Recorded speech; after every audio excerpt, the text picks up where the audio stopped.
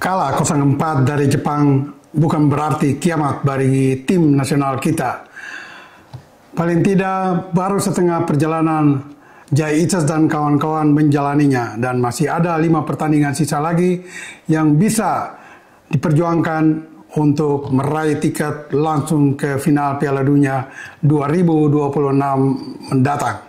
Semua rekan sahabat Rai Soccer TV, jangan lupa like, comment, and subscribe.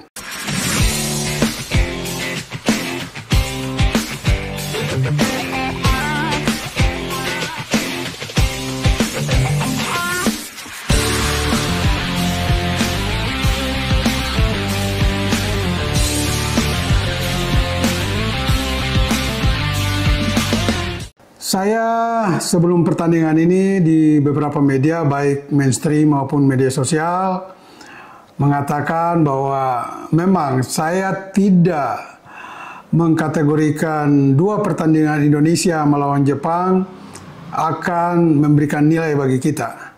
Bagi saya Indonesia 2 kali melawan Jepang hari Jumat kemarin dan nanti tanggal 10 Juni 2025 adalah 0 poin bagi kita. Dan untuk yang pertama sudah terbukti ya, kita tidak berhasil meraih 1 poin pun. Bahkan menelan kekalahan telak 0-4. Kekalahan dengan perbedaan 4 digit ini pun saya sudah wanti-wanti. Kalaupun kita kalah, jangan sampai terlalu besar kebobolan. Ya, paling tidak ya cukup dengan selisih 2 digit. 0-2, 1-3, atau 2-4. Ternyata itu pun terjadi. Gawang kita yang dikawal kiper yang sudah menjadi kebanggaan, idola sejumlah besar netizen kita, yaitu Martin Paes, kebobolan 4 gol. Secara keseluruhan memang seperti kebanyakan prediksi dari pengamat bola, memang Jepang masih di atas kita. Baik dari sisi ranking, prestasi, maupun perjalanan di grup C ini. Karena kita lihat bahwa kebobolan 4 gol dari Jepang semalam bukan yang terbesar. Ya, kita masih ada di peringkat ketiga kebobolan dari Jepang. Paling tidak Cina dihantam 7-0, Bahrain 5-0, dan kita di peringkat ketiga dengan 4-0. Tapi oke lah, kita pun tidak perlu rendah diri, malu, kecewa. Itulah kualitas kita saat berhadapan dengan Jepang. Jadi bagi semua netizen, pendukung fanatik tim nasional kita, ya termasuk saya, mungkin tidak perlu kecewa. Ya, karena masih ada 5 pertandingan. Dan 5 pertandingan ini, kalau kita bisa meraih 3 kemenangan yang berarti mengumpulkan 9 poin, dengan sekarang kita memiliki 3 poin dan ada di urutan buncit peringkat ke-6 dengan 3 poin, kita masih punya peluang untuk paling tidak ada di peringkat 3 atau 4 klasemen akhir nanti. Dan dengan peringkat 3 atau 4, kita masih bisa bertarung lagi, berusaha lagi, berjuang lagi di putaran keempat nanti untuk merebut 1 dari 2 tiket lain. Nah, itu kira-kira gambaran daripada penampilan atau kekalahan kita semalam dari Jepang. Secara teknis pun ya memang kita pun harus memberikan masukan dan ya katakan kritik lah kepada pelatih Sintayong. Karena saya tidak melihat Indonesia semalam tampil berbeda dari 4 pertandingan sebelumnya.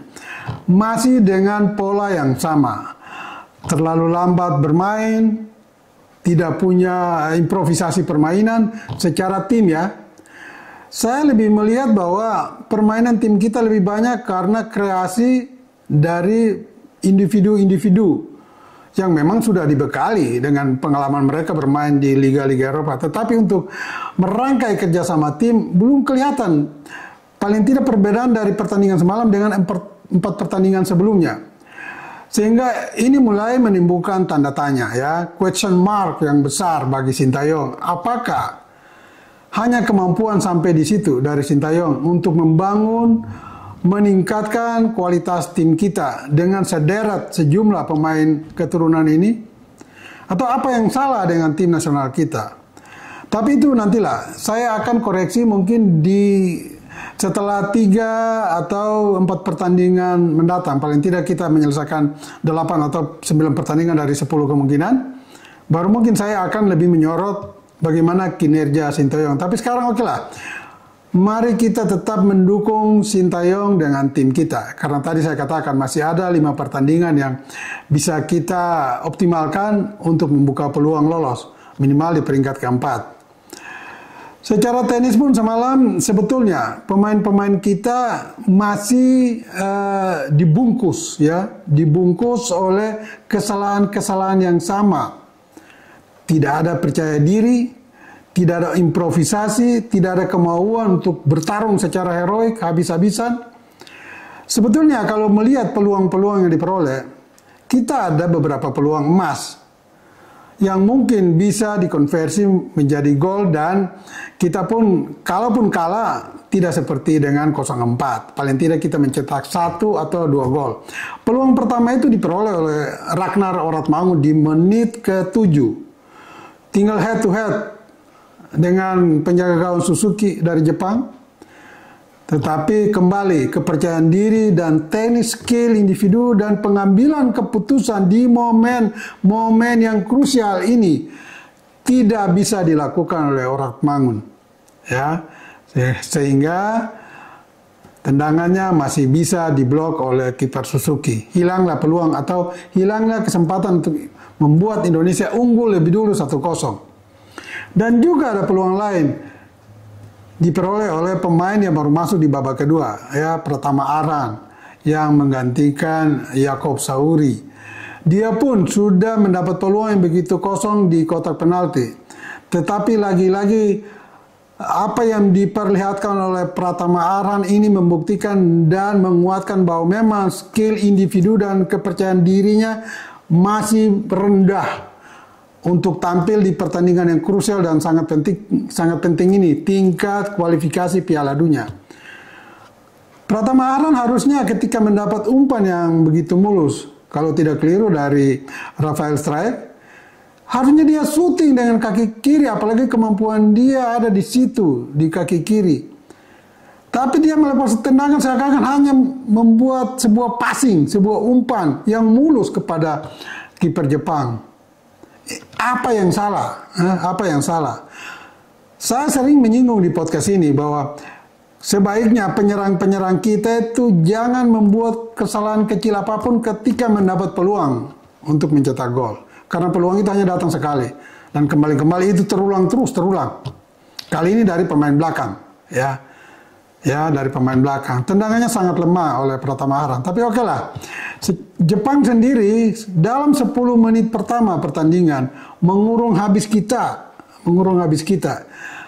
Tapi mereka belum mendapat peluang untuk bisa, jangankan cetak gol, syuting aja belum.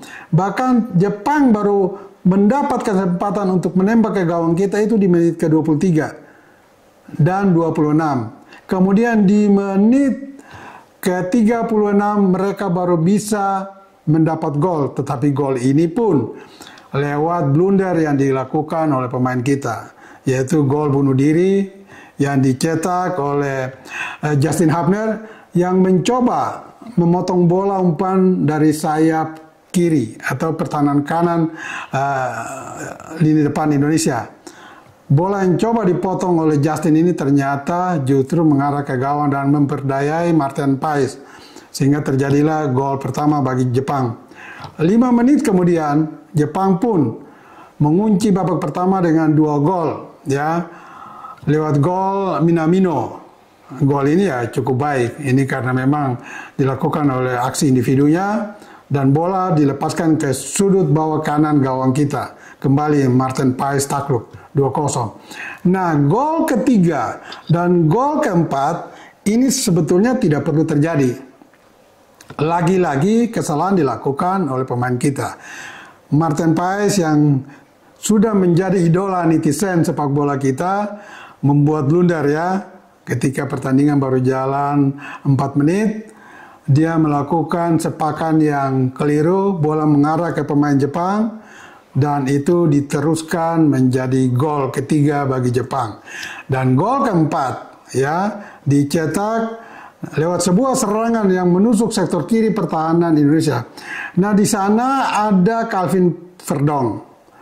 Pemain ini sebetulnya sebelum terjadi gol keempat, dia salah satu pemain yang menonjol dalam pertandingan itu, khusus untuk tim kita.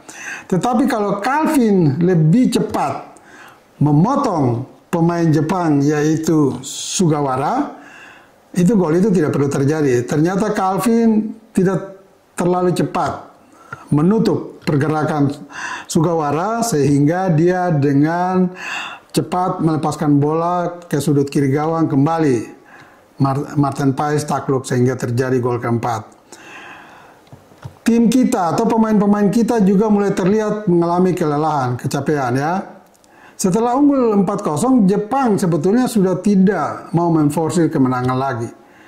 Mereka bermain lebih safe, tetapi kita lihat di 10 menit terakhir pun Jepang bisa mengurung kita ya, dan kita bertahan total. Untung tidak lahir gol kelima, sehingga ya sudahlah, cukup dengan 4-0 juga sudah terlalu banyak bagi Jepang. Sehingga sekarang Jepang sudah mengoleksi 19 gol dari 5 pertandingan dan hanya kemasukan 1 gol. Tapi kembali lagi seperti judul ini, saya berharap timnas kita belum berakhir ya, baru setengah perjalanan, dan mari kita semua tetap percaya dan dukung penuh Sintayong dan tim nasional kita untuk menatap 5 pertandingan ke depan dengan penampilan lebih baik dan tentu hasil yang lebih baik. Semua rekan sahabat Rise Soccer TV, ingat, bola itu bulat. Giring terus!